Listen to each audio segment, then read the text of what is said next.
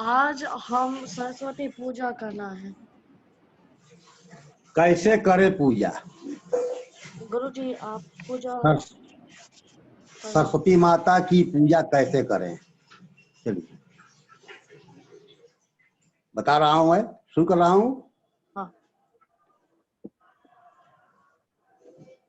ओम विश्वानि देव सवितर दुरितानि परासुव यद्भद्रं तन्न आसुव। समस्त संसार के कल्याण करने वाले, समस्त अशुभताओं को दूर करने वाले भगवान सूर्य हमारा कल्याण करें। तो सरस्वती विद्या की देवी हैं, सरस्वती ज्ञान की देवी हैं, सरस्वती कलाओं की देवी हैं, सरस्वती सर्वत्र विराजमान रहती हैं। वह पर ब्रह्म परमात्मा के वाचिक स्वरूप हैं, मतलब वाणी के रूप में है। मतलब हम जो बोलते हैं। गुरुजी क्या है वाणी? क्या है वाणी? हाँ क्या है वाणी? वाणी मतलब बोली, वाणी मतलब भाषा, वाणी मतलब जो भी हम बोलते हैं। भाषा क्या है? भाषा क्या है इंग्लिश में? भाषा लैंग्वेज। और लैंग्वेज ठीक है। तो भाषा की देवी है, बोलियों की देवी है, ज्ञान की देवी है और सूक्ष्मतम ब्रह्म के स्वरूप है। और वह देवी भी हैं, वह ब्रह्मा जी की शक्ति के रूप में भी हैं, वह शतरूपा भी हैं। और इसीलिए उनको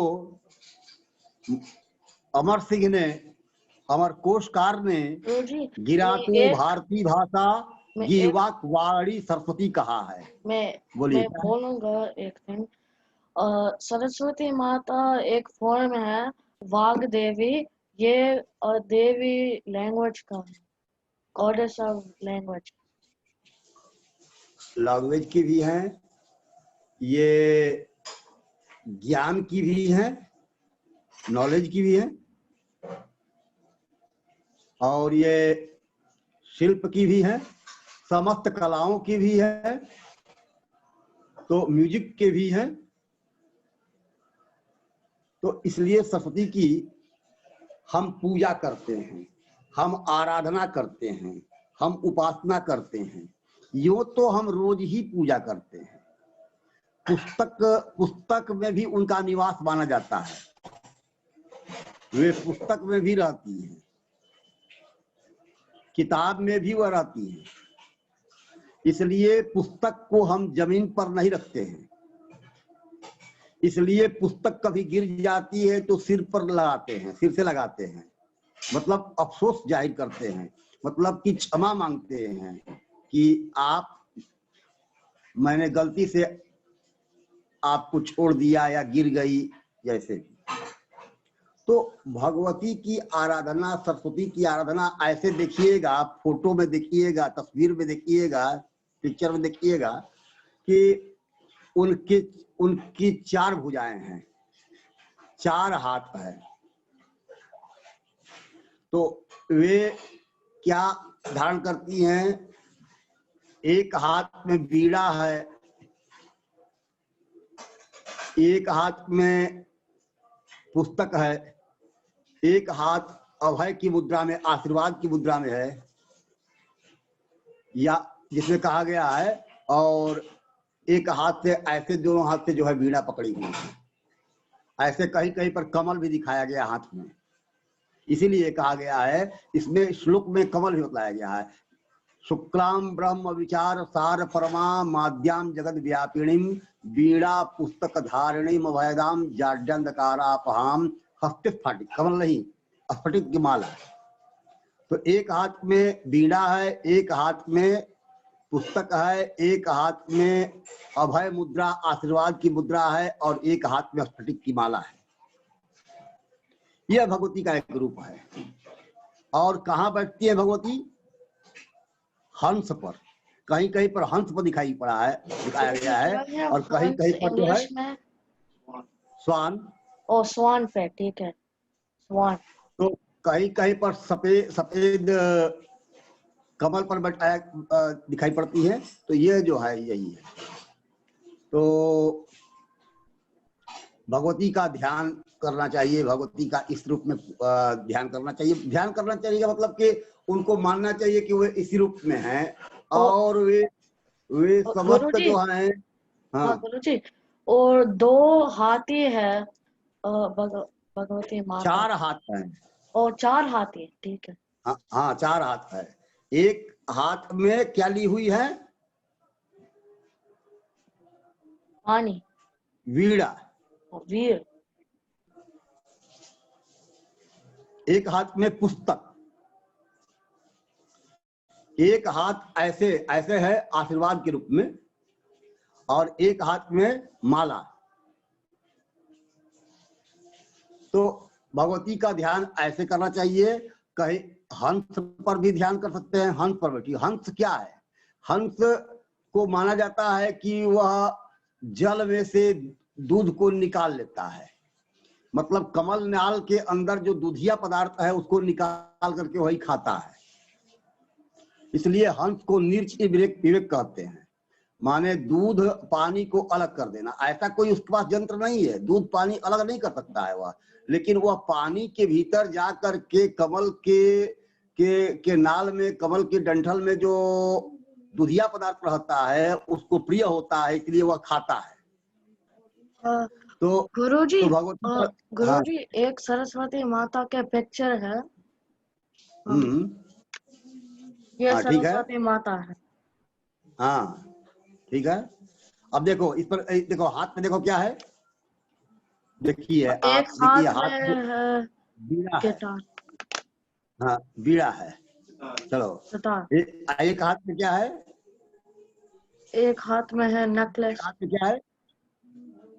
माला। माला। हाँ एक हाथ में क्या है? और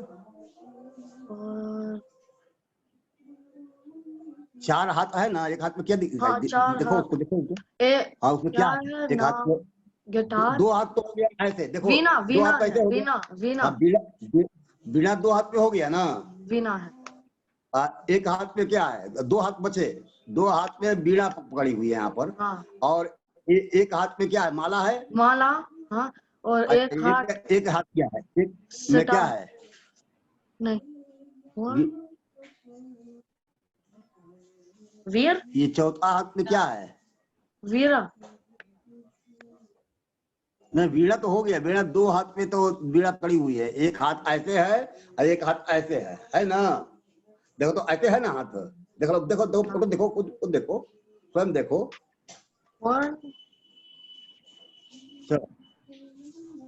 चलो बगल में हंस बैठा हुआ है। हंस बैठा हुआ है ना। हंस स्वान है ना वहां पर। हाँ स्वान है, स्वान है। पोथी है, नीचे है 2 स्वान। हाँ 2 स्वान है। चलो तो इसीलिए उनको माना जाता है कि वे हंस पर सवारी करती है, हंस पर बैठती है, हंस पर चलती हैं। जब कहीं जाना होता है तो हंस पर चलती है, हंस पर चलती हैं। तो इस भगवती के इस रूप की हम पूजा करते हैं, ध्यान करते हैं। आखिर देखिए हमारे यहाँ मूर्ति पूजा क्यों है? हम मूर्ति को इसलिए रखते हैं कि एक सामने चीज है उसको हम ध्यान कर सकते हैं, अपने भीतर रख सकते हैं, इसलिए उनका एक स्वरूप है, उसी का ध्यान करते हैं। तो इसी का ध्यान करना चाहिए। आप सबसे आसान है कि भगवती की तस्वीर है, मूर्ति है, पिक्चर है, जो भी है उस पर जो है भगवती का उसका ध्यान करें। और उस पर सबसे आसान क्या है कि उस पर रोड़ी या चंदन चढ़ाइए टीका करने के लिए, जैसे हम टीका किए हुए हैं ना उसे लगाइए। उसके बाद से जो है अक्षत चढ़ा दीजिए, चावल चढ़ा दीजिए।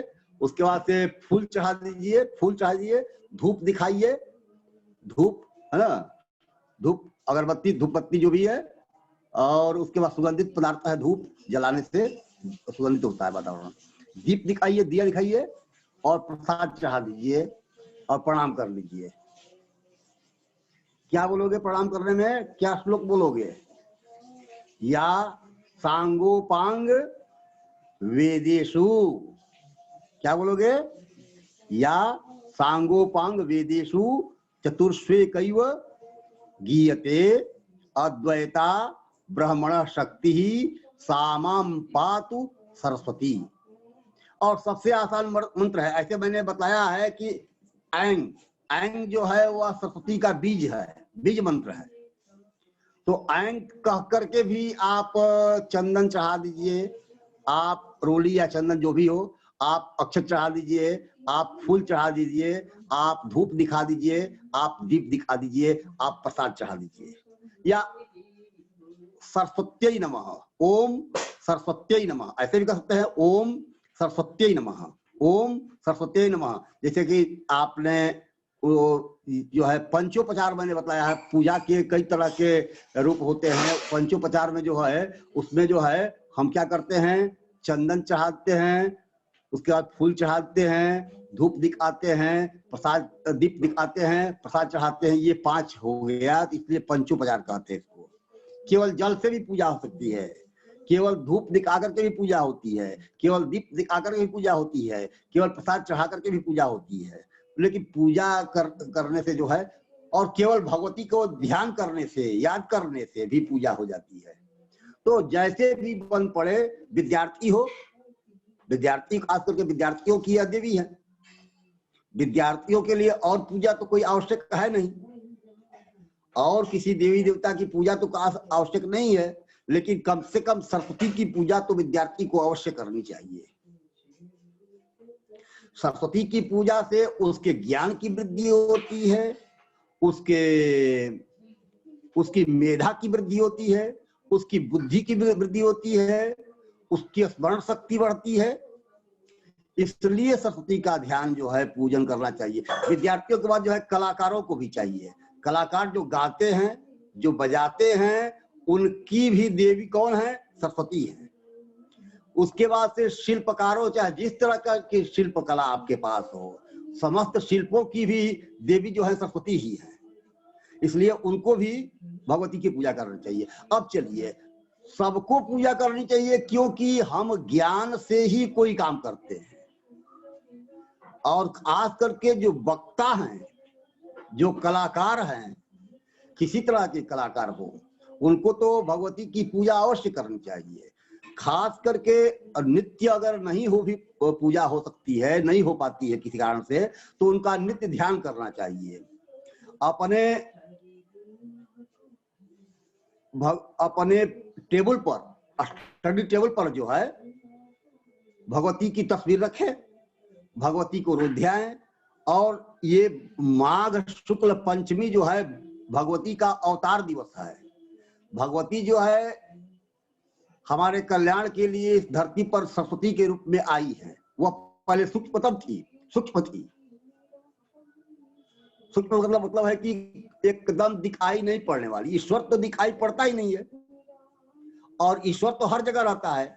जैसे हवा जो है चारों ओर है, लेकिन हवा दिखाई नहीं पड़ती है। वैसे ही ईश्वर चारों ओर है, लेकिन वह दिखाई नहीं पड़ता है। तो फिर भी वही ईश्वर जो है कभी कभी अमूर्त से मूर्त बन करके, मतलब कि मूर्ति में, शरीर के रूप में, किसी रूप में आता है। तो रूप में आता है तो मूर्ति है, जिसे हम मूर्ति हैं, हमारा रूप है। वैसे ही भगवती की मूर्ति का ध्यान करना, खास करके माघ शुक्ल पंचमी जो है वह भगवती का अवतरण दिवस है, इसलिए बागेश्वरी जयंती कहते हैं इसको।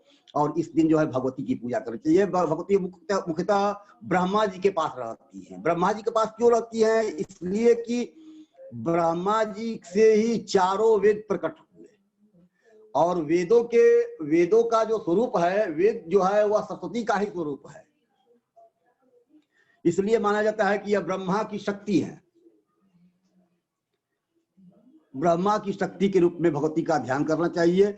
ऐसे पूजा में बताया गया है कि सब ये तो मैंने बतला दिया आपको कि कम से कम कुछ भी नहीं हो सकता है तो भगवती को की तस्वीर पर या मूर्ति पर या जो संभव है वहां पर चंदन, रोड़ी, अक्षत, पुष्प, धूप, दीप, प्रसाद चढ़ा दीजिए। लेकिन ऐसे भी करना हो तो षटकोण बना लीजिए और वहां पर जो है गणेश, विष्णु, सूर्य, शिव, अग्नि और दुर्गा की पूजा कर लीजिए। उसके बाद से इनकी सरस्वती की पूजा कीजिए, उसके बाद से लक्ष्मी की पूजा कीजिए। इस तरह से पूजा का विधान है हमारे यहाँ।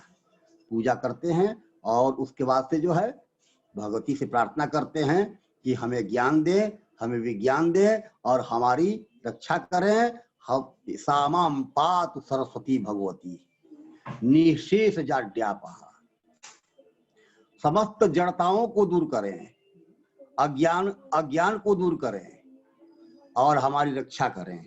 इसी भावना के साथ जो है सरस्वती की स्तुति हम करते हैं, प्रार्थना करते हैं। और इनकी पूजा केवल हम ही नहीं करते हैं, देवताओं ने भी इनकी पूजा की है।